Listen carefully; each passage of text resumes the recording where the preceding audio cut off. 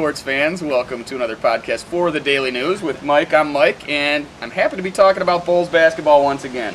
All right, got some new blood in town this year. Let's talk about the rookies. Who do you think is going to have the biggest impact from a rookie standpoint for the Bulls this year? I'm a little disappointed with the draft. I know that they didn't have much else to do except draft Jakeem Noah where they were, but at some point I think they're falling into this trap that we criticize the White Sox for, of getting too many grinders. Yeah. And the Bulls are getting too many of these high-energy energy guys. Help side defense, transition guys who have problems scoring around the basket. And basket. very enthusiastic. And what's the marginal benefit of getting another one of these guys that can't score? Tyrese Thomas Part 2? Right, Tyrese Thomas. We had Chandler. You've got Ben Wallace who's not going to score. Mm-hmm. Adding Noah is not adding much to this team, and I'm a little disappointed. And fundamentally, he makes Ben Wallace look sound. He makes Tyrese Thomas look sound with his little curveball sideways vagina jump shot thing.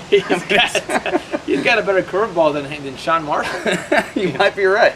You might be right. Long and lanky, it's tough to pick it up coming out of that guy. But as far as putting the ball in the hoop, he wasn't as good as Aaron Gray was in college, and I don't think he's going to be as good at scoring in the pros. You just said the name right there, Aaron Gray. Yeah. He had a great preseason. He was a stud at Pitt. He outscored Noah. I know Noah got banged up a little bit in the preseason in less minutes per game. Yeah, and he's about as fast as Aramis Ramirez running out a ground ball. But he's 7 feet, 270 pounds, and this guy is going to fucking just eat up the lane. And I think he's going to be in the rotation more than Noah and be more productive. I'm just disappointed that that's all they could do. Yeah, I would have liked to see him get Spencer Hawes, but now, Joe Aquif's our guy. I hope he does the job. And Hawes is out for the year anyway, so. Yeah, but, that's hindsight's 20/20. He was the player that I would have liked to see the Bulls go after. I'm not sure he makes that much of a difference either. I just don't think that there's much there without trading away that pick.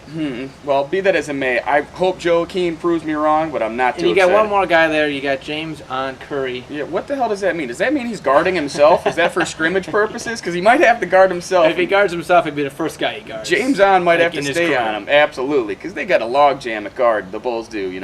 Beyond Gordon and Heinrich, you got they're really happy with Duhan and Cephalosha. They really want to bring along too. So I think it's going to be tough for James on. They're really high on him. Yeah. So I see him coming in somewhere in the middle of the season. Another newcomer I think is going to have a great impact is Joe Smith. Here's a veteran guy who does have the touch and the scoring presence around the basket to make a difference. I think he's going to work his way into starting, even when everyone's back healthy. If he stays healthy, I see him being a big asset down low. No question. All right, how big of an asset are these new guys? You think the Bulls are serious contenders in the East this year?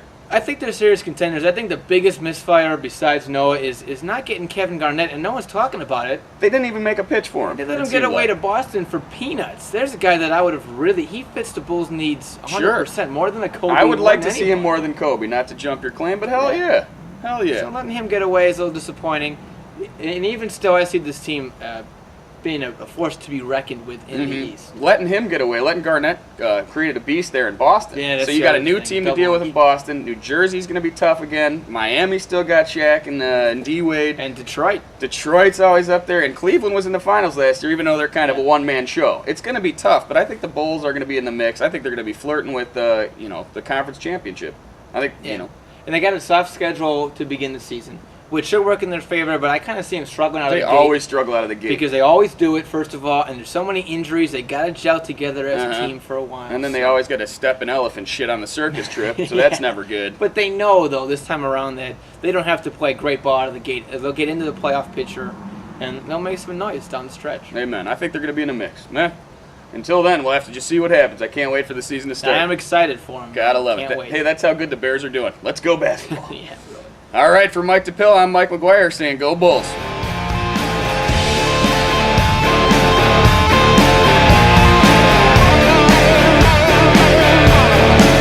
Myself, I've